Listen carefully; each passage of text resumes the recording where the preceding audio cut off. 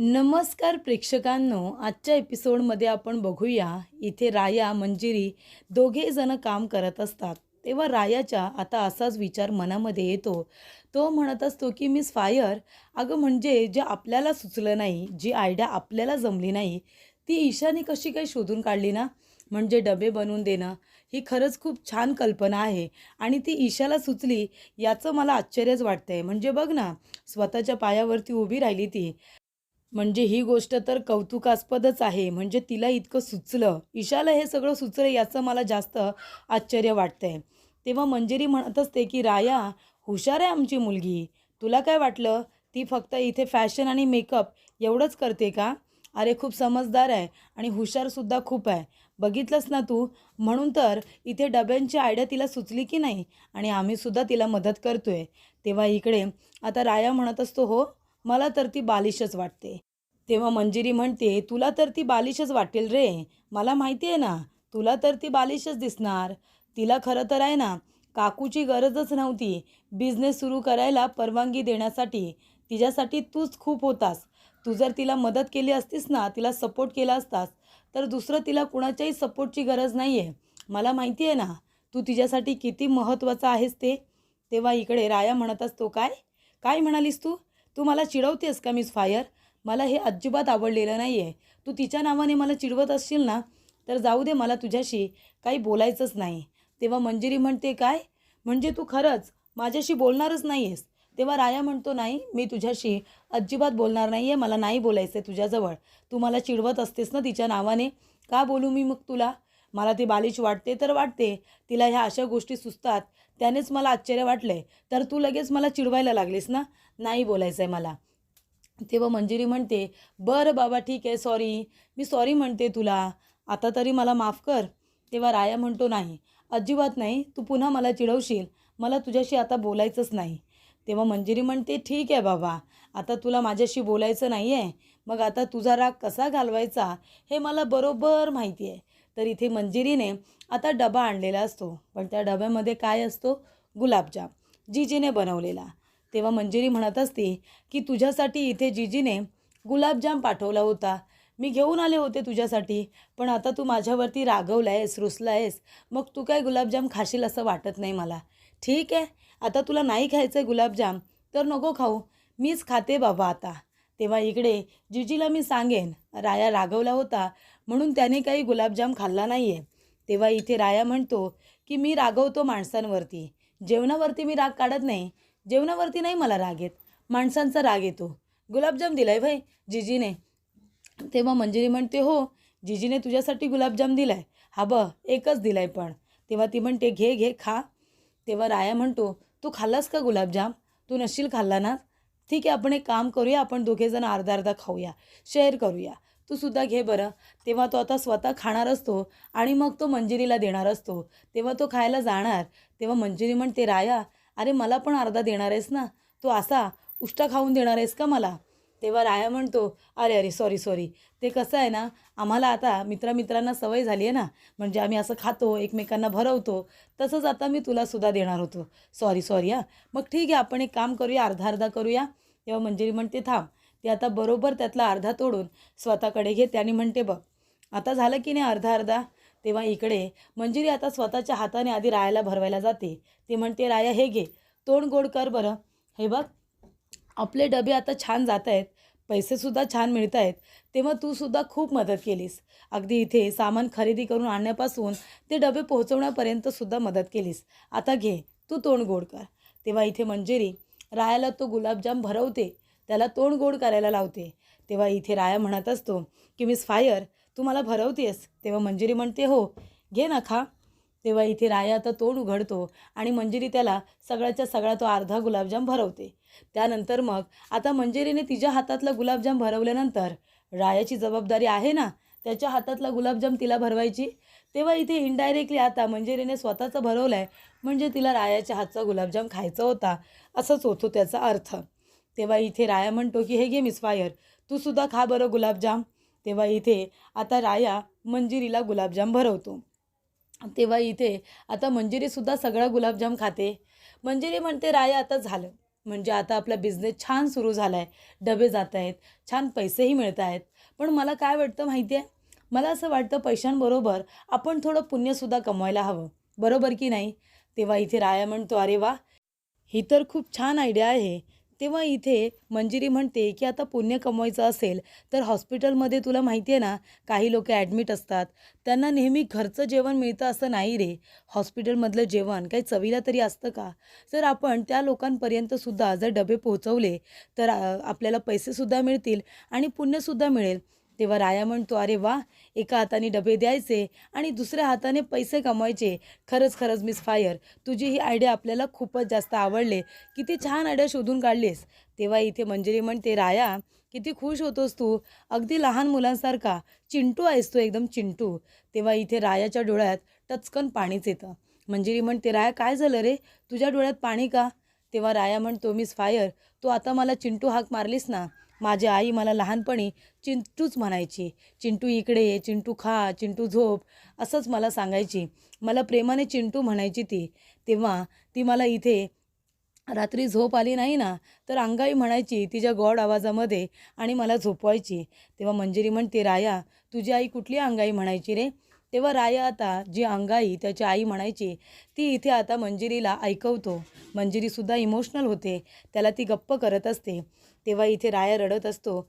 मंजिरी त्याला गप्प करत असते. तेव्हा राया म्हणतो, "मिस फायर, अगं माझी आई कधी एकदा मला आवाज मारते, मला प्रेमाने जवळ घेते, असं मला वाटतंय गं. माझ्या आईची पदोपदी वेळोवेळी मला आठवण येत असते. लहानपणीच तिच्या मायेला मुकलो गं मी. माझी आई जिथे कुठे असेल ना, कधीतरी मला असं वाटतं की माझी आई कुठल्यातरी बाजूने मला चिंटू अशी हाक मारेल, राया अशी हाक मारेल आणि मी जाऊन माझ्या आईला घट्ट मिठी मारेन." असं आता राया म्हणत असतो. आणि तेव्हा इथे रायाला आपल्या आईची आठवण येत असते आणि इथे आता हॉस्पिटलमध्ये मंजिरीने ज्या बाईला ॲडमिट केलेली असते ती रायाची आईच असते. त्यामुळे त्याच्या आईला आता आपल्या मुलाची जणू काही हाकच ऐकू जात असते. ती सुद्धा इमोशनल झालेली असते आणि आता ती सुद्धा इथे राया, राया असं बोलण्याचा प्रयत्न करत असते. राया म्हणत असतो की मिस फायर, मला माझ्या आईची खूप आठवण येते गं. असं वाटतं की माझी आई माझ्याकडे परत यावी. जे सुख मी तिला आतापर्यंत देऊ शकलेलं नाही आहे ना मुलाचं, ते सगळं सुख मला तिच्या पायाजवळ आणून ठेवायचं आहे गं. कधी एकदा ती येते, कधी ती मला तिच्या कुशीत घेते आणि तशीच डोक्यावरून हात फिरवत मला अंगाई गाऊन दाखवते ना, त्या दिवसाची मी वाट बघतोय गं. असं इकडे आता राया म्हणत असतो. त्याचबरोबर प्रेक्षकांनो इथे आता रायाची आईसुद्धा रा रा असं बोलण्याचा प्रयत्न करत असते. म्हणजे जणू काही आता रायाचे जे अश्रू आहेत आणि त्याची मनापासून आपल्या आईला हाक मारण्याची जी काही इच्छा आहे ना, ती रायाच्या आईपर्यंत पोहोचलेली असते. आणि इथे आता रायाच्या आईलासुद्धा असंच वाटत असतं, की माझा मुलगा मला बोलवतोय, मलासुद्धा आता उठलं पाहिजे आणि अशा पद्धतीनेच त्यांच्यातली इच्छाशक्ती आता जागृत झालेली असते आणि रायाच्या आईला शुद्धीवरती यायचं असतं, आपल्या मुलाजवळ जायचं असतं. डॉक्टरसुद्धा येतात आणि रायाच्या आईला चेक करत असतात. म्हणत असतात, की आज हे अशा विचित्र का वागतायत?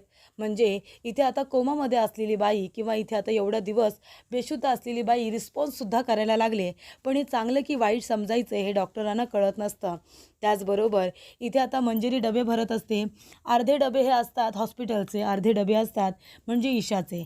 तेव्हा मंजिरी म्हणत असते की जीजी, हे अर्धे डबे आम्ही हॉस्पिटलला घेऊन जाणार आहोत आणि हे अर्धे डबे आहेत ना ते ईशाचे आहेत हा. तिला त्या रिक्षावाल्याला द्यायला सांग. तेव्हा जीजी म्हणते की ठीक आहे. त्यानंतर मंजिरी म्हणते, जीजी अगं भाजीचा काही घमघमाट सुटलाय गं, तुझ्या हाताला खूपच चव आहे. तेव्हा जीजी म्हणते, आणि तुझ्या तुझ्या हाताला काही कमी चव आहे का? तू तर म्हणालीस ना की काय स्वयंपाक बनवायचा आहे, तरीसुद्धा माझ्या तोंडाला पाणी येतं. तेव्हा इथे मंजिरी म्हणते की जीजी तो डबा आहे ना, तो हॉस्पिटलला न्यायचा आहे, त्यामुळे आता तो भरून माझ्याकडे दे.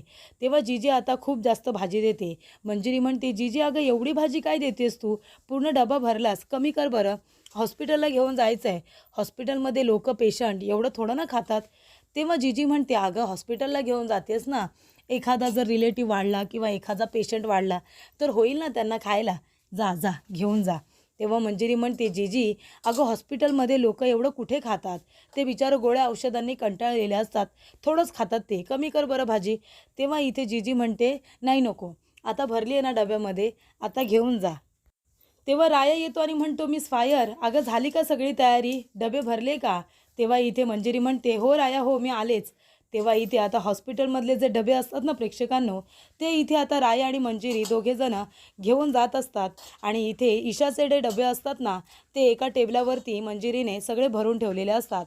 फक्त आता गडबड अशी झालेली असते की ईशाकडचा डबा मंजिरीकडे आलेला असतो आणि मंजिरीचा एक डबा ईशाकडे गेलेला असतो. त्यामुळे प्रेक्षकांनो आता गडबड झालेली असते. तेव्हा इथे हॉस्पिटलमध्ये आता मंजिरी आणि त्याचबरोबर राया दोघेजणं डबे घेऊन आलेले असतात आणि त्या प्रत्येक पेशंटला ते डबे आता देतात. तेव्हा घरचं जेवण जेवत असताना त्यांच्या चेहऱ्यावरती एक वेगळाच आनंद असतो, एक वेगळाच उत्साह असतो. त्याचबरोबर डबे देता देता डॉक्टर येतात आणि मंजिरीला म्हणत असतात की मंजिरी, तू ज्या बाईंना इथे काही वर्षापूर्वी ॲडमिट केलेस ना, अगं त्या आत्तापर्यंत शांत होत्या, पण काल रात्री त्या विचित्र वागायला लागल्या. विचित्र काहीतरी बोलत होत्या, काहीतरी बोलण्याचा प्रयत्न करतायत, पण ते आम्हाला काही कळलं नाही. त्या काय बोलत होत्या, काय बोलण्याचा प्रयत्न करतायत, त्यांना काय वाटत होतं हे काही कळलंच नाही गं. त्यांना मी इंजेक्शन दिलं आणि शांत झोपवलं. तेव्हा इथे राया म्हणतो, काय काय बोलत काय होत्या त्या आणि काय बोलण्याचा प्रयत्न करत होत्या, नक्की काय होतंय काय त्यांना? तेव्हा राया म्हणतो की मी पण येऊ का बघायला? मंजिरी म्हणते, राया आपण डबे द्यायला आलो आहे ना, बाकीचे पेशंट वाट बघत असतील, जा तू त्यांच्यापर्यंत डबे पोचव, मी जाऊन आलेच. तेव्हा इथे राया म्हणतो, मिस फायर, अगं पण मी पण येतो ना. तेव्हा इथे मंजिरी म्हणते, नाही नको, तू जा, तू जाऊन आता ते डबे दे बरं.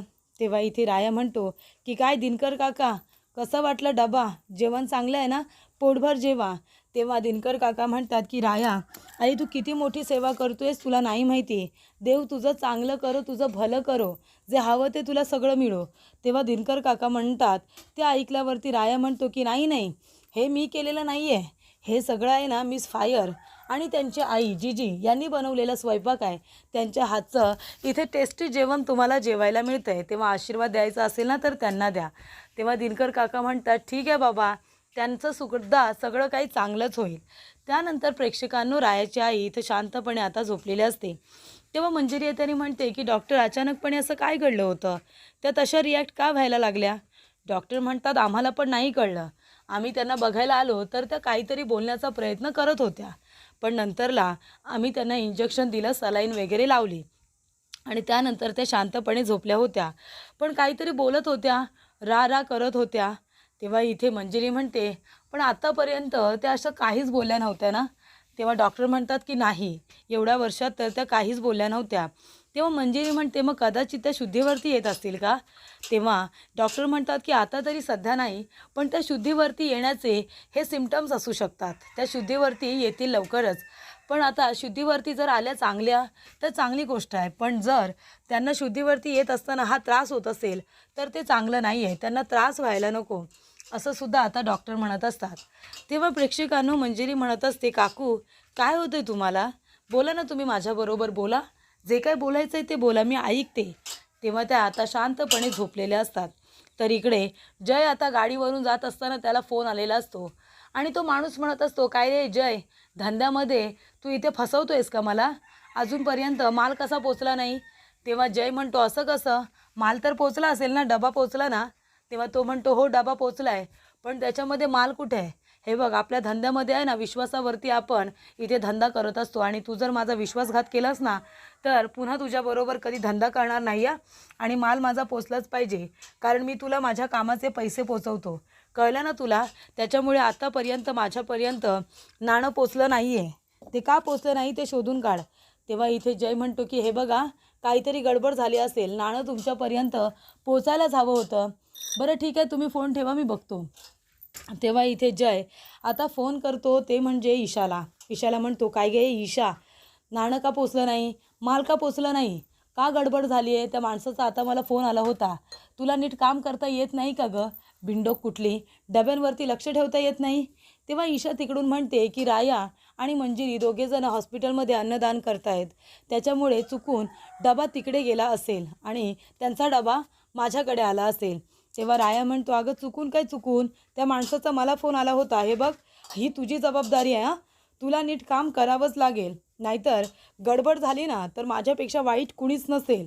तेव्हा इथे प्रेक्षकांनो आता फोन ठेवल्यानंतर राया म्हणत असतो की आता सगळ्यांना डबे तर देऊन झालेले आहेत, पण ही मिस फायर कुठे गेली? त्यानंतर जय म्हणतो की अरे देवा, आता रायाकडे जर तो डबा गेला असेल आणि ते नाणं जर रायाला भेटलं तर गडबड होईल, माझा प्लॅन त्याला कळेल. तेव्हा आता हॉस्पिटलला जायला हवं आणि तो डबा कुणाच्या हातात आहे ते आधी बघायला हवं आणि ते नाणं काढून घ्यायला हवं. त्यानंतर प्रेक्षकांनो, इथे आता पुन्हा रायाच्या आईला पॅनिक अटॅकसारखं झालेलं असतं, म्हणजे त्या पुन्हा काहीतरी बोलण्याचा प्रयत्न करत होत्या. तेव्हा डॉक्टर म्हणतात घाबरण्यासारखं काय नाही आहे, त्यांना मी आता इंजेक्शन दिलं आहे, ते आता पुन्हा तशा करणार नाही. आम्ही त्याची काळजी घेऊ की त्यांना त्रास होणार नाही, याची पुरेपूर काळजी घेतली जाईल, तशी त्यांना ट्रीटमेंट दिली जाईल. तेव्हा मंजिरी म्हणते ठीक आहे डॉक्टर. आणि हा राया कुठे गेला? राया इथे होता ना आता डॉक्टर. तेव्हा ते म्हणतात की राया दादा दुसऱ्या वॉर्डमध्ये डबे द्यायला गेला होता. तेव्हा इथे प्रेक्षकांनो, आता राया अशी हाक मारल्यानंतर इथे रायाची आई रिस्पॉन्स करायला लागते. मंजिरी आता म्हणते की यांना त्रास होईल, म्हणून ती बाहेर जाऊन म्हणते की राया. तर इथे आता रायाची आई रा रा असा बोलण्याचा प्रयत्न करत असते. तेव्हा मंजिरी लगेचच थांबते आणि म्हणते की इथे रायाचं नाव घेतल्यानंतर ह्या रिस्पॉन्स कशा काय करतायत? त्यानंतर प्रेक्षकांनो, इकडे आता जय आलेला असतो हॉस्पिटलला आणि तो सगळ्या डब्यांची झाकणं बघत असतो आणि जोरात आपटत असतो. तेव्हा राया म्हणतो काय रे काय काय करतोयस काय इथे तू? माज आला तुला? माज आलाय म्हणून हे सगळं करतोयस का? लाज नाही वाटत तुला?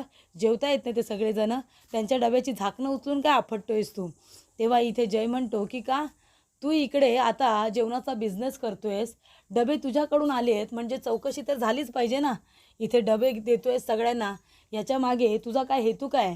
तेव्हा तो म्हणतो हेतू काय असणार? मी फक्त सेवा करतोय ह्या गरिबांपर्यंत आणि आजारी लोकांना छान जेवण मिळावं म्हणून प्रयत्न करतोय. मला तुझ्यासारखी काही लाजबीज घ्यायची नाही आहे, कळलं ना? मी काय माझ्या फायद्या काही बघत नाही. तुझ्या तोंडाजवळ मला लागायचं नाही आहे, तेवढा मला वेळ नाही. मिस फायर कुठे आहे असं विचारल्यानंतर इथे मंजिरी आता त्या वॉर्डमध्ये आहे, 12 नंबर वॉर्डमध्ये असं रायाला कळतं. तेव्हा राया लगेचच तिकडे जायला निघतो. तेव्हा इथे प्रेक्षकांनो मंजिरी येते आणि म्हणते काकू काय होतंय तुम्हाला? काय बोलण्याचा प्रयत्न करताय तुम्ही? बोला बोला, काय बोलताय तुम्ही? तेव्हा त्या चिंटू चिंटू असं म्हणत असतात. तेव्हा मंजिरी म्हणते चिंटू? चिंटू तर माझ्या मित्राचं पण नाव आहे, तुम्ही त्याला का चिंटू अशी हाक मारताय? तेव्हा त्याचं नाव राया आहे असं सुद्धा मंजिरी म्हणते. तेव्हा इथे चिंटू म्हणजे राया आहे का? तिला आता संशय आलेला असतो. तेव्हा इथे काकू आता पुन्हा गप्प बसतात. मंजिरी म्हणते बोला ना, तुम्हाला जे काही बोलायचं आहे ते बोला, मी ऐकते. तेव्हा इथे प्रेक्षकांनो, आता जो राया आहे ना, तो 12 नंबर वॉर्डकडे जातच असतो, म्हणजे जिथे त्याची आई आहे तिथे. तर इथे राया पोहोचेपर्यंत आता गडबड तर होणारच असते. तर इकडे एक पेशंट आता टेस्टसाठी गेलेला असतो, तो परत येतो. तेव्हा डिफिकल्ट म्हणतो काय तुम्ही जेवलात का? तर नाही जेवलो. अरे मग जेवा ना, एवढं टेस्टी जेवण आम्ही घेऊन आलो आहे, तुमचाच डबा राहिला आहे. हां घ्या बरं जेवून घ्या. हे बघा ही चपाती भाजी आहे, याच्यामध्ये भात आणि वरण आहे, घ्या बरं खाऊन घ्या. थांबा, भाजी ही तुमच्या ड्रेसला लागेल ना. म्हणून तो आता डब्याचं जे झाकण असतं ते त्या भाजीच्या खाली देतो आणि म्हणतो की हे घ्या, भाजीचे दाग तुमच्या ड्रेसला लागायला नको, घ्या बरं खाऊन घ्या. आणि प्रेक्षकांनो, हा तोच डबा आहे ज्याच्यामध्ये नाणं आहे. तेव्हा इथे डिफिकल्ट आता त्या भातामध्ये डाळ ओतून देत असतो त्या बाईंना खायला. तेव्हा त्याच्या हाताला ते नाणं लागतं. डिफिकल्ट म्हणतो राया दादा असा आवाज दिल्यानंतर राया आता आपल्या आईच्या वॉर्डमध्ये जाणार, तेवढ्यातच इथे आवाज दिलेला असतो. डिफिकल्ट म्हणतो राया दादा अरे इकडे ये ना. तेव्हा राया आता पुन्हा मागे फिरतो. तो म्हणतो काय रे डिफिकल्ट काय झालं? तेव्हा डिफिकल्ट म्हणतो राया दादा अरे हे बघ या डब्यामध्ये हे नाणं होतं. तेव्हा राया म्हणतो अरे डिफिकल्ट हे सोन्याचं नाणं आहे रे, पण हे इथे कसं काय आलं? अरे बाप रे, सोन्याचं नाणं या डब्यामध्ये, ते सुद्धा भातात. असा प्रश्न आता रायाला सुद्धा पडलेला असतो. तेव्हा इकडे आता जय घोरपड्याने बघितलेलं असतं. तो म्हणतो की जे व्हायला नको होतं तेच घडले. हे नाणं बरोबर ह्या रायाच्या हाताला लागले, त्याच्यामुळे आता हे नाणं रायाच्या हातातून मला घेतलंही पाहिजे आणि आता ती वेळ आली आहे की मला काहीतरी निर्णयसुद्धा घ्यायला पाहिजे, असं आता जय घोरपडे म्हणतो. तेव्हा इथे प्रेक्षकांनो, आता जयचा प्लॅन फसतोय की काय याची भीतीसुद्धा त्याला वाटायला लागलेली असते. तर पुढील भागामध्ये आपण बघूया. मंजिरी विचारत असते काकू तुम्ही काय बोलण्याचा प्रयत्न करताय? चिंटू चिंटू म्हणजे कोण? माझा मित्र आहे राया, त्यालासुद्धा त्याची आई चिंटू म्हणायची, त्याच्याशी तुमचा काही संबंध आहे का? राया तुमचा मुलगा आहे का? राया म्हणाल्यानंतर त्या रिस्पॉन्स करतात. तेव्हा मंजिरी म्हणते की राया बोलल्यानंतर ह्या रिस्पॉन्स करतायत म्हणजे काय? ह्या रायाची आई तर नाही आहेत ना. मंजिरी येते आणि म्हणते राया अरे मला असं वाटते कदाचित तुझी आई सापडली. अरे त्या बाई आहेत ना त्या तुझ्या आईच आहेत. तेव्हा त्या चिंटूसुद्धा म्हणत होत्या राया आता धावत पळत आपल्या आईला बघायला जात असतो आनंदाने आणि तो म्हणतो की आहे असं म्हणून तो आता आपल्या आईकडे बघत असतो. तरी ते मंजिरीने रायाला त्याची आईसुद्धा मिळवून दिलेली असते.